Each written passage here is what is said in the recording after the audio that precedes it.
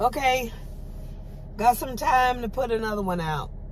The next one, works of the flesh according to soul ties, is envyings. Envy. Now that's a pretty deep rooted one too. Envy has to do with like a superiority complex, where somebody visualizes you as being superior to them, thinking you all that, and they feel in some type of way because you live in a lifestyle that maybe they feel inferior, and maybe they feel like you above them or better than them. It's all based on their self-esteem. A lot of them have low self-esteem. To envy somebody, you just can't stand to look at them because they doing good, being positive, things are working out in their life, or so it seems, because maybe they don't show, all of it. Maybe, a lot of times I walk around with a smile on my face, but everything ain't peaches and cream. I'm human just like everybody else. I go through just like everybody else. There are people that just know how to make it look good. Everybody don't need to know you going through. Those who do want you to know that they're going through, they attention seeking. They need you to feel, woe is me, so pitiful, because they think you can do something to help them out their situation. They need to get to God is what they need to do. Some people are so pitiful to where they complain and whine because they know it'll get on your nerves and crawl up your back, so that you'll be obligated or feel forced to do something or urged to do something.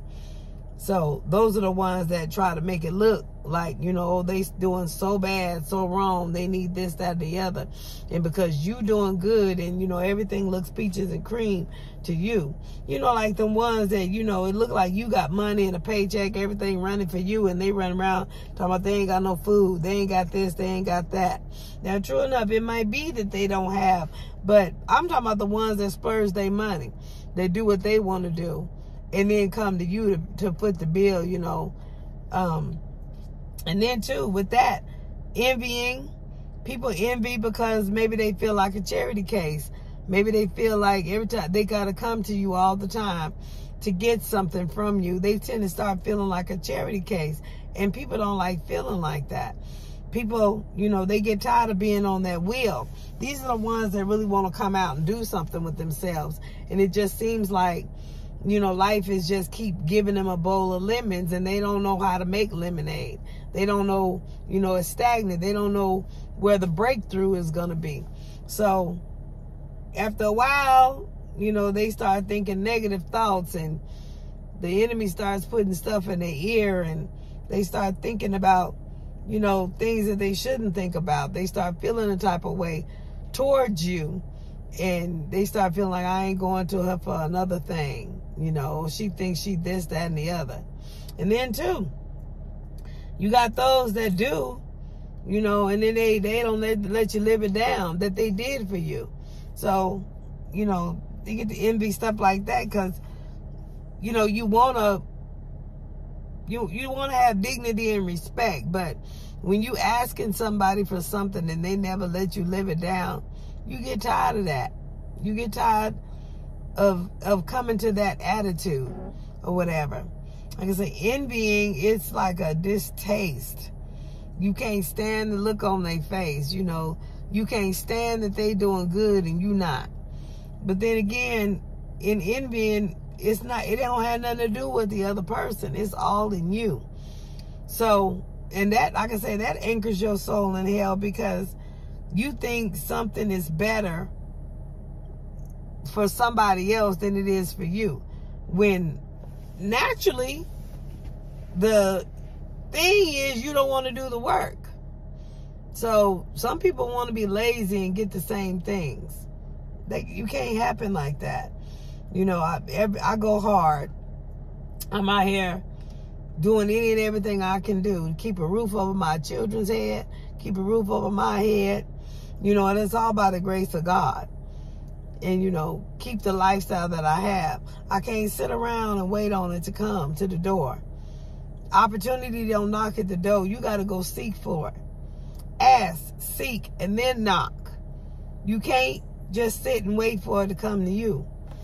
So you got people that's envying those that are living a successful life, or, you know, getting things at the desires of their heart, but they're not getting it because they're not doing nothing for themselves or anybody else.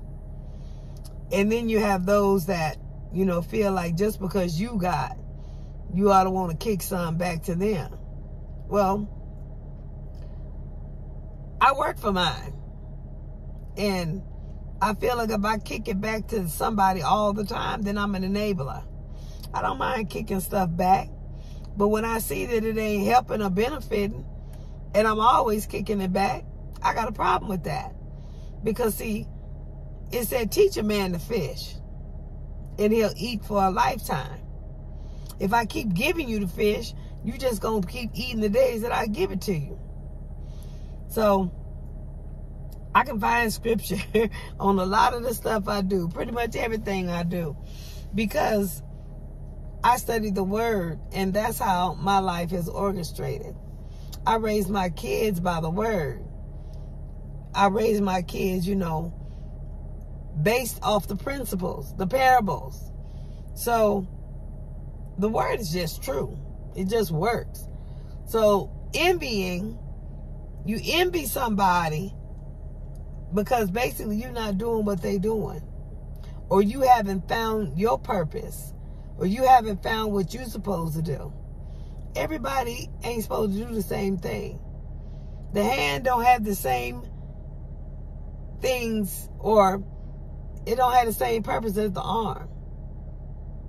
The elbow don't have the same purpose as the leg, you know?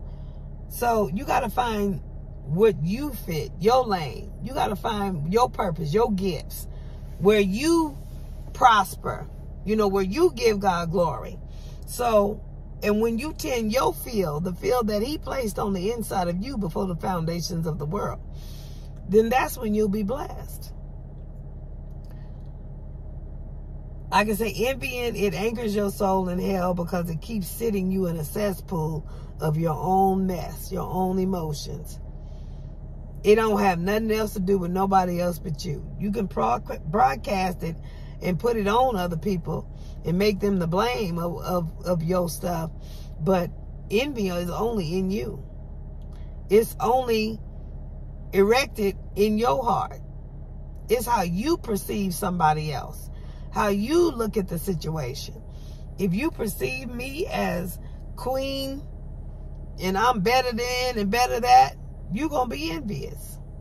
That don't mean I perceive myself as that. That don't mean that everything that I have and everything that I do is how I perceive myself. I perceive myself as living comfortably. This is where I want to live. This is the lifestyle I want to live while I'm doing the work, while I'm doing what I'm doing. Now, I wouldn't be out here doing what I'm doing for this lifestyle if I wasn't enjoying it. Now, if I'm not enjoying it, I'm not going to work as hard as I'm working to keep it. And as long as God give breath and strength and bones in my body, I'm going to do what I got to do. Just to sit back and lay on somebody else, or to sit back and let handouts come to you, that's not me. I was on welfare, you know, when I first got my divorce, because I didn't have the skills or the education that I had. You know, sometimes you find yourself in a mess so that you can find a way to dig yourself out of it. And God gave me education. And education has led me to live the lifestyle that I live. It has given me the plot to live this lifestyle because I know more.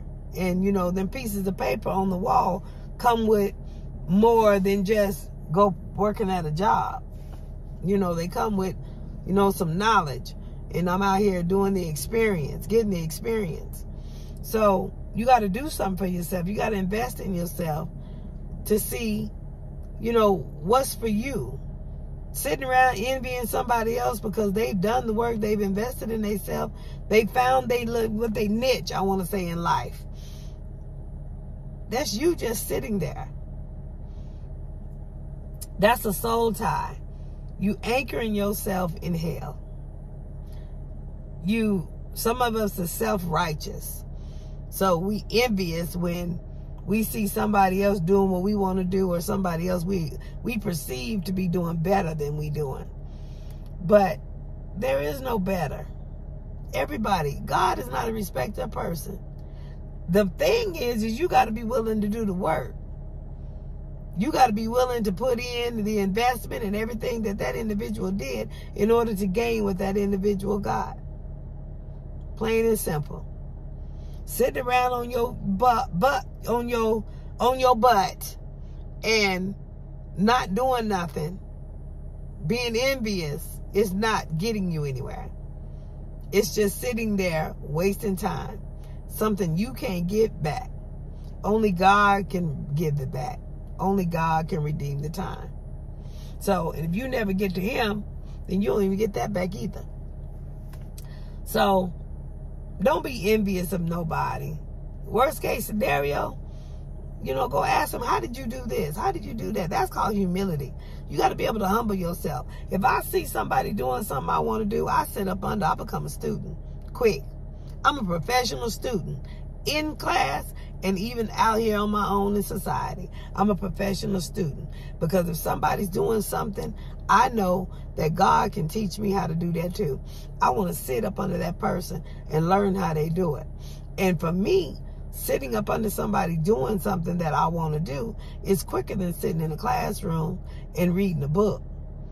I can just watch them from experience and mimic them.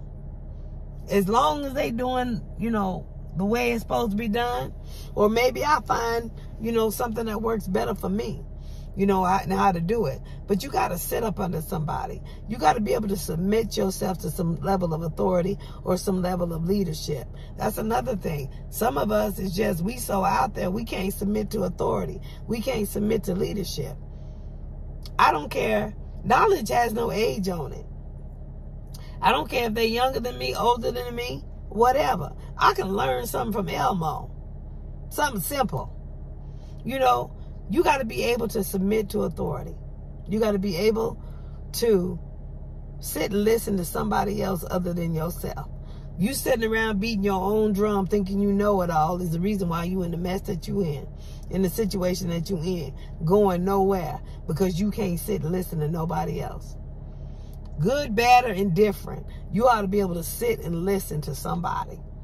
Sit and listen to authority. Sit and listen to leadership. Be able to be led. Be able to follow. Instead of trying to lead your own life or lead others. You got to sit down. Sometimes you got to stand still. You got to sit down and, listen to what God has to give you. What God has to say. He can use anybody. He take the foolish to confound the wise. Learn your lessons in life. Don't think you got all the degrees, that you've arrived. You sitting up with that attitude and envy when all you got to do is submit yourself to learn about the thing that you want to do. The thing that's searing your soul.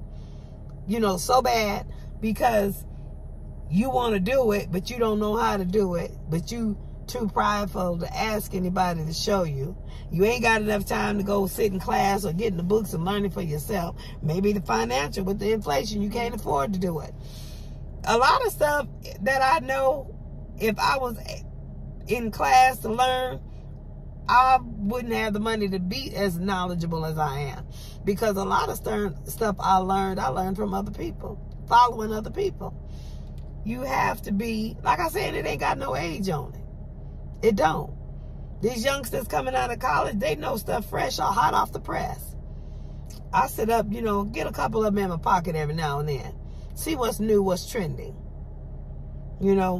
Anybody that's got more experience in a thing than I have, I'm a student. I'm going to sit and be a student.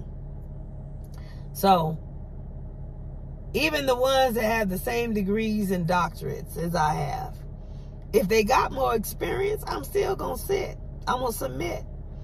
I'm going to see where they been and learn from them. So therefore, I ain't got to go that way. I ain't got to go through the strains and the struggles that they went through. Because if I'm learning from their experience and they telling me their story, they helping me duck and dodge certain things. And that's a whole lot quicker, learning it from somebody who's actually experienced it than sitting in the classroom in a book, being book smart. Because book smart ain't going to help you. It'll teach you the basic knowledge, but it won't teach you how to be relational. Experience is the anointing. I got a lot of book smart as far as psychology and you know, drug addiction and all that kind of stuff. But my experience, the things that I've been through in life, that's what the people hear. That's what the people gravitate to. That's why my clients love me, because I'm able to relate to them. My substance abuse people, they can't put one over on me because I've been there. You know, and through the grace of God, I'm 30 years clean. So it's the experience that does it, not just the book smart. You got to have some knowledge, and the knowledge gives you the credentialing, give you the degrees to get the credentialing. But if you ain't got no experience in something and you trying to teach something that you have no relation to, it ain't gonna work. Not the way you want it to work. You're gonna be healing and towing it. But there's a flow when you learn something that you have some relation with, that you can relate to. I can relate to substance abuse because I used to be a crackhead. I can relate to that. I used to be a drug addict. So when I take my education and I apply it to the people that I'm trying to help come out of that, it works. So envying, I can't sit around and be envious of the people that's doing the work that I want to do. No, what I do is I sit up under them. I have a rabbi that's younger than me, but he got a lot more experience than me in this. And I want to say he has a better experience than I do, because he was able to do some things.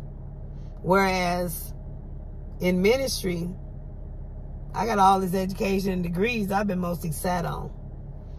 Preach a message maybe one time and then off to the next one, you know. So he's got more experience than I do. So I have no problem sitting under the experience. I have no problem learning under, you know, a young man. The experience is what I'm learning under. Now, there's some things that, you know, I'm older than him, that I can show him a thing or two. But iron sharpens iron.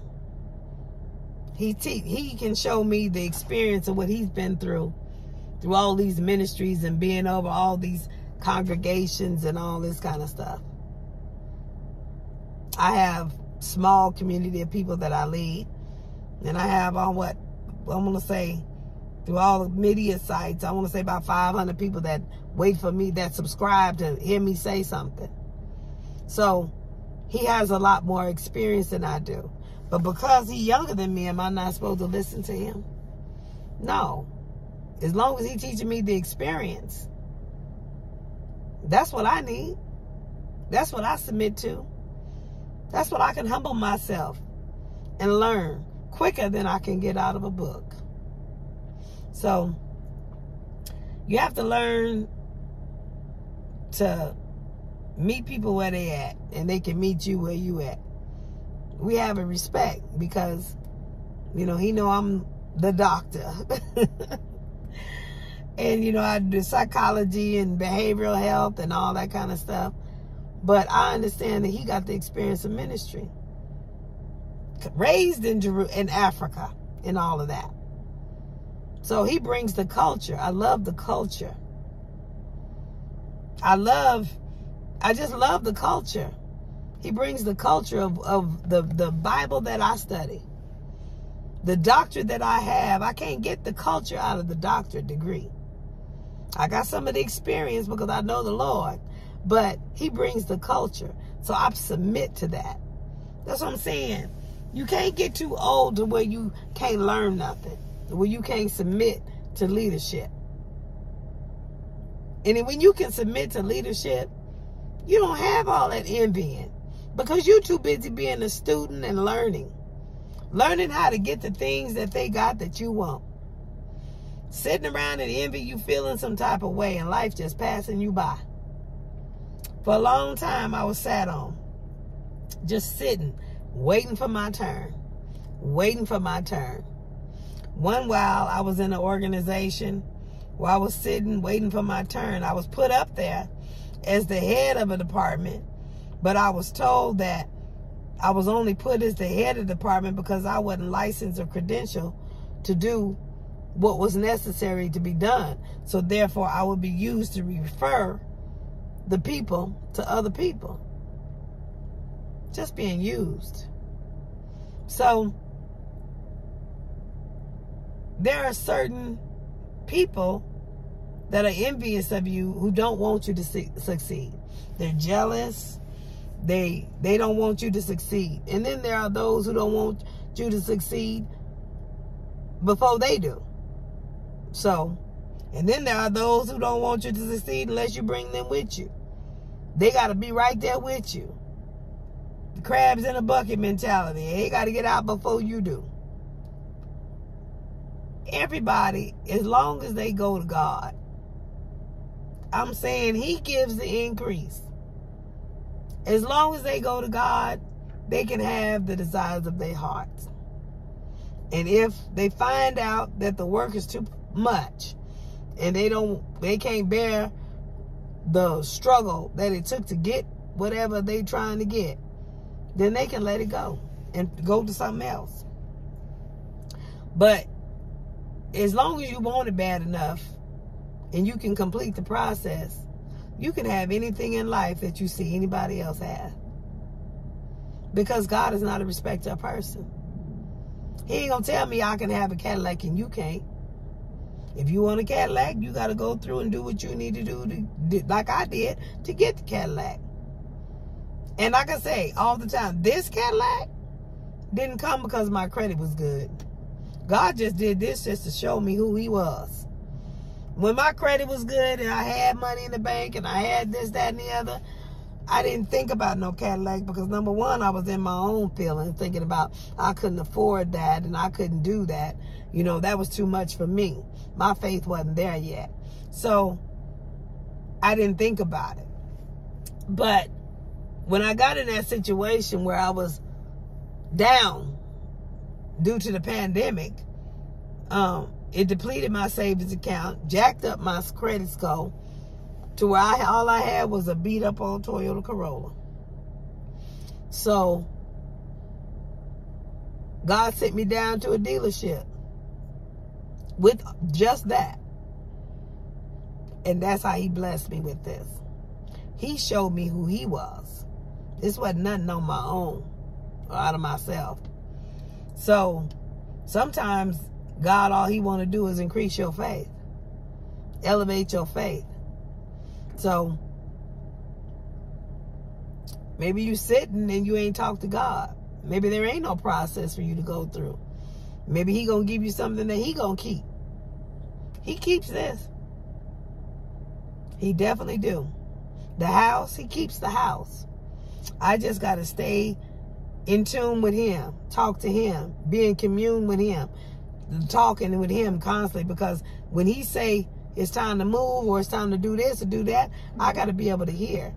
I remember my apostle was talking about Abraham on Mount Moriah when God called him to go sacrifice his son. The thing that he finally got, He called him to go sacrifice it.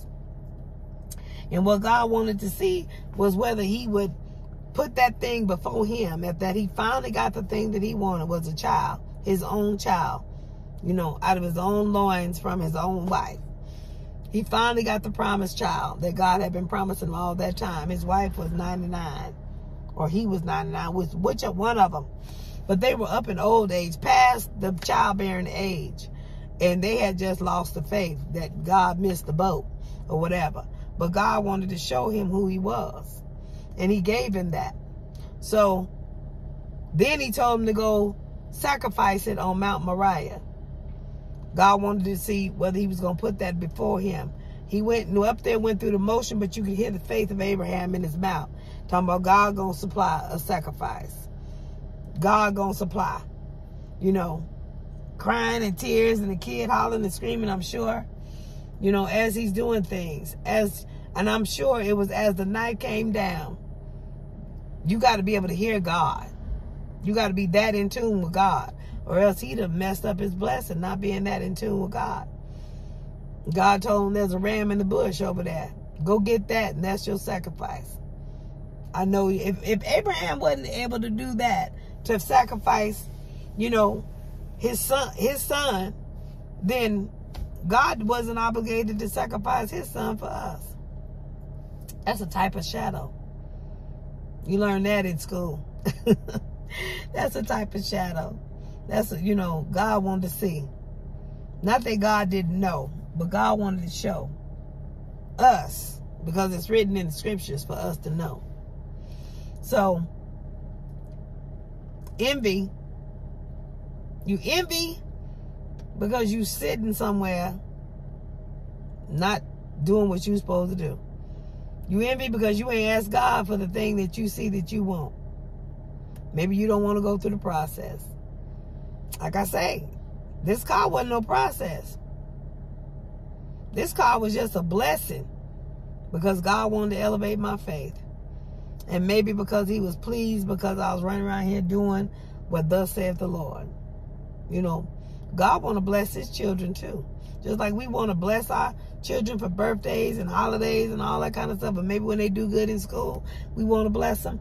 God want to bless you too. But will you let him? Are you in position to hear him? Are you willing? Will you submit? Will you be up under authority? You don't never know. God got to use hands. He got to use people to bless. So are you willing to submit up under somebody that he can use to bless you? So, like I say, envying, it's a waste of time. It's a waste of energy. It's a waste of emotions. You're just sitting there wanting something that you can have as long as you go to the Father. Like I say, that's the next one, envyings. I forget to look and see what the other one is. I'd have to go through the whole smeal to come up with it. But until next time, stay blessed.